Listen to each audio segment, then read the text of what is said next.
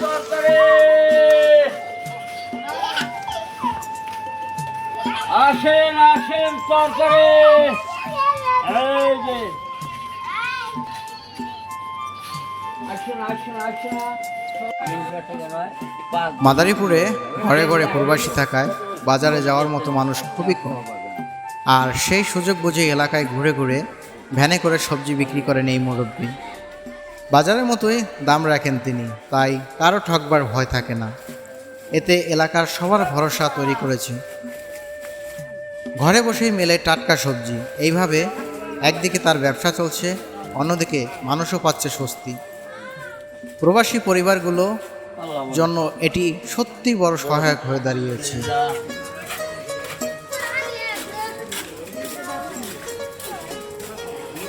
আর